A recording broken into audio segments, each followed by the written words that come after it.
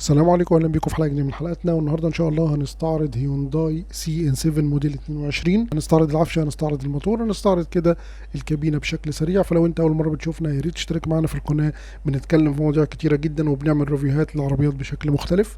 فتابعنا ان شاء الله واعمل لايك، هتلاقي بلاي ليست كامله لكل العربيات تقريبا اللي موجوده حاليا في السوق. ويلا بينا نبدا الحلقه بتاعتنا دلوقتي. اول حاجه معانا كده المفتاح، وزي ما انتم شايفين طبعا هو قفل وفتح، والهولد ده بيدور العربيه، ممكن تدور العربيه عن بعد.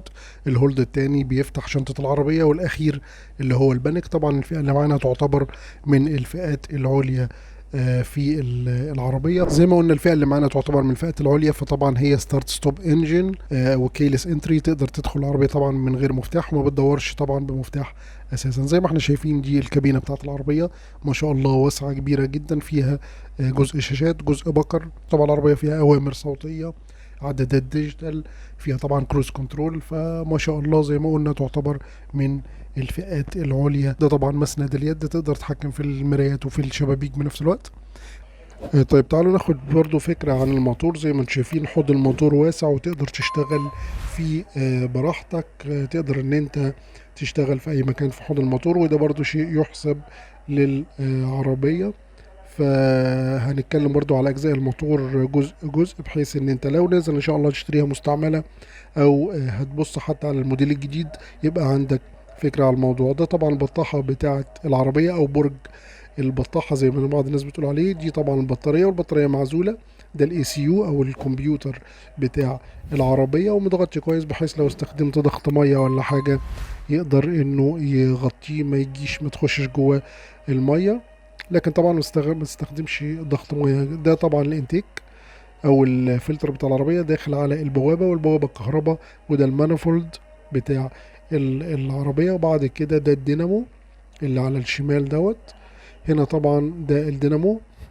الدينامو طبعا مشترك مع طنبورة الكرانك، ومع ترمبة المية، ومع الكمبريسور بتاع التكييف. كل ده في حزام واحد او في بلت واحد. دي المنظومة كلها زي ما احنا شايفين، 4 بكرات او 5 بكرات مشتركين في نفس الحزام. دي طبعا شايلة من شايلات الموتور، وزي ما احنا شايفين مكتوب عليها برضو كيا وهيونداي في نفس الوقت. ممكن يكون الموتور ده مشترك مع عربية تانية في نفس. ده طبعا منظومة الاي بي اس ومشتركة طبعا، وده الكنترول بتاعها على شمالها.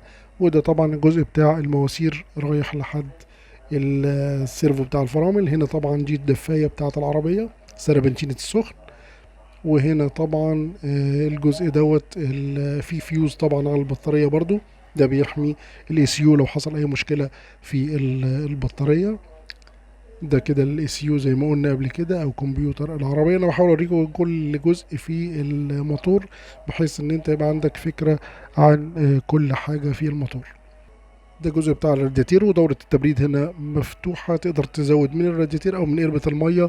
ده طبعا بيبقى شيء سهل، بيسهل عليك ان انت تملى الرادياتير براحتك طبعا. زي ما احنا شايفين ده الكاب بتاع مية المساحات. انا عايز بس افرجكم على كل شيء كده بالراحة، واحدة واحدة. هنا طبعا سير التقسيمة او سير الكتينة بيبقى تحت المغلف دوت. هنا برج البطاحة التاني.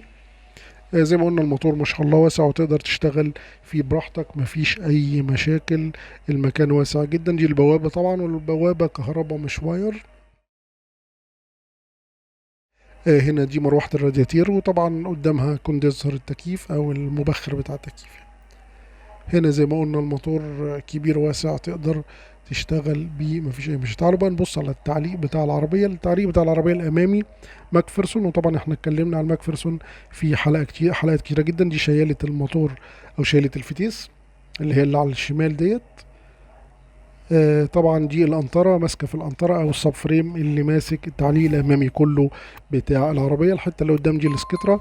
طبعا دي كارتيره الزيت اللي على الشمال السوداء اللي فوق دي، كارتيرة الزيت تقدر تنزل منها الزيت. هنا ده الكوبلين الداخلي اللي داخل من اللي خارج من الفتيس على العجلة من بره. اهو ده الفرن الشكمان اهو اللي جوه اللي بيلمع دوت. زي ما قلنا دي برضو الكارتيرة بتاعة الزيت.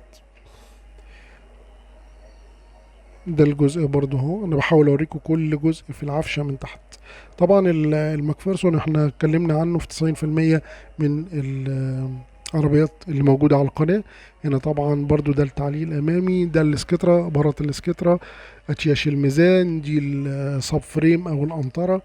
عندك المقص تحت، فالدنيا تمام اهو. برضو نبص بصة، ده تشيش الميزان اللي ماسك في المساعد فوق، ده الميزان، وده اللي تحت خالص المقص، وده الكوبلين الخارجي، ودي بارات الاسكترا زي ما احنا شايفين كده. ده الجزء التعليق الامامي. تعالوا برضو هوريكم التعليق الخلفي عشان يبقى عندك فكرة عن الموضوع كله، سواء كموتور او كتعليق. فتقدر ان انت يبقى اختيارك قائم على ان انت شفت العربية من كل اتجاهاتها، فتقدر ان انت تختار هل العربية دي مناسبة ليك، او تقدر تختار الفئة دي ولا لا. ده طبعا المقص زي ما احنا شايفين. تعالوا نشوف كده التعليق الخلفي. برضو التعليق الخلفي تونشن بيم، واتكلمنا عليه في اكتر من حلقة. ده دونجل طبعا ماسك العجلتين مع بعض، وده الياي او السوستة والمساعد. ده الدونجل الخلفي كله اهو، بحيث ان انت برضو يبقى عندك فكرة عن الموضوع. وتانك البنزين اللي قدامه ده على طول. ده هنا طبعا العجل بتاعها او الفرامل بتاعتها اقراص مهواة امامية او سكاكين. تعال نشوف مقاس العجل. طبعا مقاس العجلة 205 55 16 91 اتش، وده طبعا يعتبر مقاس كويس، ومتكرر برضو متهيألي في عربيات تانية او في عربيات تانية. دي كانت حلقة كده سريعة، بحيث ان انت يبقى عندك فكرة عن العربية، وتقدر ان انت تحكم عليها او تشتري. لو عايز تشتري مستعمل ولا حاجة، ما تنساش باللايك والشير، والسلام عليكم ورحمة الله وبركاته.